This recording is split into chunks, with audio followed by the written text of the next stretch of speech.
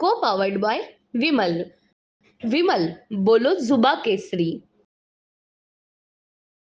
आमदार रोहित पवार यांनी महायुतीवरती पुन्हा एक आरोप केलेला आहे किंवा त्यांनी एक दावा केलेला आहे की महायुती जी आहे ही 15 दिवसात दिसणार नाही, वेगवेगळी प्रकारे ही महायुती विभक्त होईल अशा पद्धतीचं त्यांनी विधान केलं आहे. दुसरीकडे मनसेअध्यक्ष राज ठाकरेंनी शिवसेना पक्ष आणि चिन्ह हे काढून घेतलं नसलं पाहिजे, हे लोकांना पटलेलं नाही आहे अशा पद्धतीचं विधान केलेलं आहे.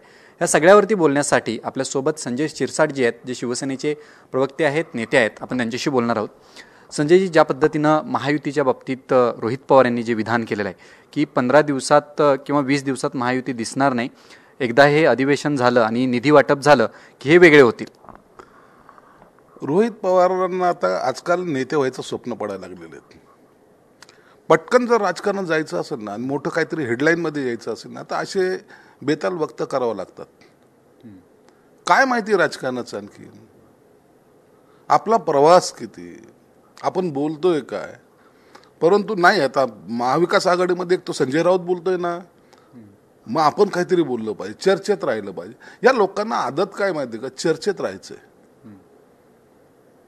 महायुतीचं काय होणार आहे, 200 जागात भाजप लढवणार आहेत, मग यांना 30 मिळणार आहे, यांना 40 मिळणार, तुम्हाला सांगतोय कोण, कशाच्या आधारावर बोलतं, तुम्हाला काय, तुमच्याकडे बेस काय, तुमचा पक्षाचं. आपलं मी प्रत्येकाला सांगतो, तुम्ही इतरांवर टीका करताना जरूर करा, पण काहीतरी बेस असला पाहिजे. नसता स्वतःचा पक्ष सांभाळा. स्वतःच्या पक्षाचे दानादान उडते आणि इतरांना ते ज्ञान द्यायला लागलेत. महायुतीमध्ये कधीही असं फूट पडणार नाही.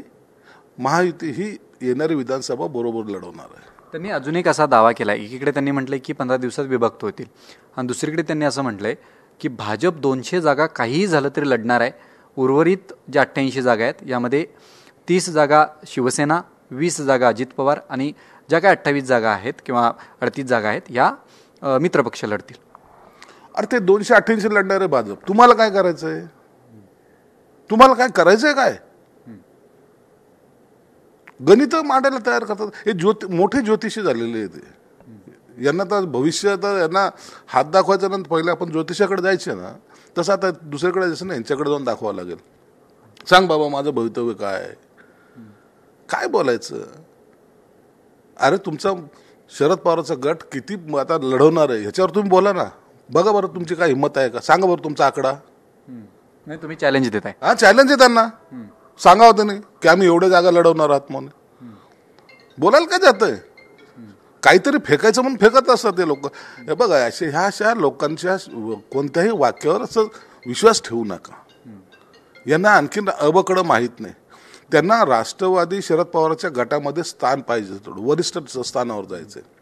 म्हणून मी काहीतरी आता पक्षासाठी फार काही माझं योगदान आहे असं दाखवणारे आता हे नवीन फळी तयार झालेली आहे. ज्यांना पक्षाशी काही घेणं देणं नाही ना, किंवा अचानक आलेले राजकीय आलेत ना, त्यांना आता मोठं स्थान पाहिजे. म्हणून आता त्यांनी त्यांच्या पक्षात बघा, त्या जयंत पाटलाचं काय हाल करून टाकलेत, ते बाकीच्या वरिष्ठ नेत्यांचे काय हाल केलेत. आता पक्ष कोण चालवतोय, तर तो हा रोहित पवार चालवतोय, ते सुप्रिया सुळे चालवतात. लोक पक्षातलेच त्यांच्या अंतर्गत लोक म्हणतात, आमच्याशी चर्चा करतात, अरे आम्ही शरद पवार साहेबांबरोबर काम केलेले लोक आहोत, आता यांचा आदेश मानायचा का. आणि म्हणून त्यांच्या पक्षामध्ये असलेली दुफळी आता बाहेर यायला लागलेली. आणि म्हणून यांच्या किती काय होणार आहे याची चिंता करू नका. शिवसेनेने आपली भूमिका किती चांगल्या पद्धतीने लोकसभेच्या टायमाला मांडलेली आहे आणि काय रिझल्ट दिला हे लोक पाहत आहेत. नक्कीच संजयजी. दुसरीकडे मनसेअध्यक्ष राज ठाकरे यांनी आज पदाधिकाऱ्यांची एक बैठक घेतली आणि त्यांची पक्षांतर्गत एक निवडणूक सुद्धा झाली. याच्यामध्ये मनसेअध्यक्ष राज ठाकरे असं म्हटलेले आहेत की शिवसेनाचं चिन्ह आणि पक्ष हा ज्या पद्धतीनं काढून घेतला गेला हे लोकांना पटलेलं नाही आहे. कसं बघताय, कारण का मनसेअध्यक्ष राज ठाकरे एक प्रकारे महायुतीचाच घटक आहेत आणि त्यांच्याकडनं अशा पद्धतीचं एक विधान आहे ना. हे बघा, काही लोकांना आजही कन्फ्यूज आहेत.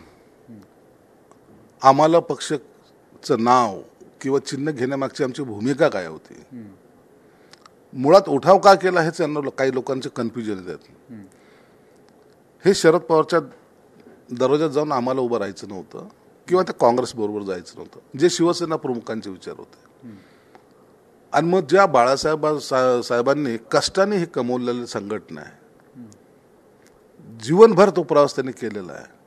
तो पक्ष कुणाच्याकडे जाऊन गुलामगिरी करेल हे मनाला पटत नाही. याचा अर्थ संजयजी आपण असा घ्यायचा की राज ठाकरेंना कदाचित ही भूमिका अजून समजलेली नाहीये. त्यांना समजू न समजू, त्यांचं ते वैयक्तिक मत असू शकतं, परंतु आमची भूमिका समजून घ्या. आम्हाला बाळासाहेबांचे विचार इतरांच्या दरवाजासमोर नव्हते ठेवायचे. त्यांच्यासमोर हुजरी करायला आमचा पक्ष आम्हाला न्यायचा नव्हता. आमची मुळामध्ये त्यांच्याबरोबर जाऊ नका एवढंच आमची मागणी होती. पक्षाचं विभाजन कशाला झालं असतं, कशाला उठाव झाला असतं. परंतु सत्तेसाठी काही लोक जे लाचार होऊन त्यांच्याकडे गेलेत आणि तुम्ही आज पाहताय, आज काँग्रेस 1चा 13वर गेला आहे, शरद पवारचा पक्ष 4चा 8वर गेलाय, खासदार वाढलेत आणि हे पेढे वाटतायत. मी अनेक दरवेळेला सांगतो, अरे मुलगा दुसऱ्याकडे झालाय, लाडू तुम्ही वाटताय, नाचता तुम्ही, कशासाठी रे? हे शिवसेना प्रमुखाला अपेक्षित होतं का? आणि हे 18च्या 9वर आलेत. म्हणून आमचं जी काही भूमिका होती, आम्हाला पक्षचिन्ह ना घेऊन जायचं होतं ना पक्ष घेऊन जायचं होतं. आम्हाला आमचा पक्ष हा इतरांच्या दारामध्ये गुलामगिरी करताना आम्हाला पाहायचा नव्हता. दुसरीकडे संजयजी, ज्या पद्धतीनं राज ठाकरेंनी आज एक नारा दिला आहे त्यांच्या बैठकीत की मी कोणाकडेही जागा मागण्यासाठी जाणार नाही, आणि त्यांचा असा मानस आहे की 200 ते 250 जागा मी लढणार. कुठेतरी राज ठाकरे यांची नाराजी आहे म्हणायची का? कारण का त्यांच्या नेत्यांकडनं अशी विधानं येत आहेत. पंतप्रधान नरेंद्र मोदी यांच्या शपथविधीला राज ठाकरेंना निमंत्रण मिळालेलं नाही आहे. यामुळे कुठेतरी मनसेत नाराजी आहे, कारण का असं म्हटलं जातं आहे त्यांच्या नेत्यांकडनं की ज्यावेळेला गरज होती त्यावेळेला आम्हाला बोलवलं आणि आता आम्हाला विचारत सुद्धा नाहीत. नाही, असं काही होणार नाही. परंतु पक्षाची भूमिका मांडायचा त्यांचा अधिकार आहे. तो त्यांनी काय मांडावं हा त्यांचा विषय आहे. माझं तर दरवेळेला सांगणं होतं आणि आजही आहे, लोकसभेला यांनी मोदी साहेबांना पाठिंबा दिला त्यांना पंतप्रधान होण्यासाठी. त्यावेळेला सुद्धा मी तेच सांगितलं होतं की तुम्ही महायुतीमध्ये या. युतीमध्ये राजसाहेबांचं एक वेगळं अस्तित्व आहे, त्यांची ताकद आहे, त्यांनी यावं. निश्चित सगळ्या गोष्टीचा तोडगा निघतो हे त्यांनाही माहीत, जाणीव आहे. म्हणून आता ते स्वतः स्वतंत्र लढवणार का महायुतीबरोबर लढवणार, आणि जायचा यायचा असा प्रश्न नाही. एक संबंध, एक नातं आहे. देवेंद्र फडणवीस त्यांच्याकडे जातात, घरी जातात, शिंदे साहेब जातात, एक नातं आहे. त्याच्यात काय, मी मुख्यमंत्री मग राजच्या घरी कशाला जाऊ, मी उपमुख्यमंत्री राजच्या घरी कशाला जाऊ, असं नाही आहे. एक संबंध असले पाहिजे आणि ते संबंध वाढले पाहिजे. ही महाविकास आघाडीचं नाही तर या महायुतीची भूमिका आहे. महायुतीमध्ये प्रत्येकाला सामावून घेण्याची एक ताकद आहे. म्हणून त्यांना सुद्धा विनंती राहील की वेगळं लढलं तर काय चित्र होईल त्याची जाणीव त्यांना असावी, किंवा त्यांनी त्यांचं काहीतरी वेगळं गणितं असावेत. परंतु महायुतीबरोबर लढावं, महायुतीमध्ये बरोबर यावं आणि ही विधानसभा लढावी अशी आमची प्रामाणिक इच्छा आहे. संजय शिरसाट होते आपल्यासोबत, जे शिवसेनेचे नेते आहेत. त्यांनी असं स्पष्टपणे रोहित पवारांच्या बाबतीत म्हटलं आहे की रोहित पवारांना त्यांच्या पक्षामध्ये एक वरिष्ठ पातळीची जागा बनवायची आहे आणि त्यांना चर्चेत राहण्यासाठी म्हणून अशा पद्धतीचे ते विधानं करतायत. दुसरीकडे ते ज्या पद्धतीनं दावे करतायत याचा कुठचाही त्यांच्याकडे सोर्स नाही आहे किंवा कुठचीही माहिती जी आहे ही नाही आहे, अशा पद्धतीचा प्रत्यारोप जो आहे हा संजय शिरसाट यांनी केलेला आहे. Video journalist खंडूसह Vishal Patil, TV9 Marathi. को पावर्ड बाय विमल. विमल बोलो जुबा केसरी.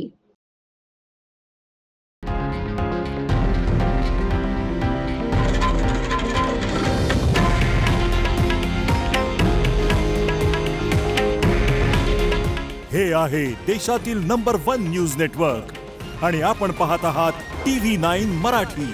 काळजी तुमची, हित महाराष्ट्राचं.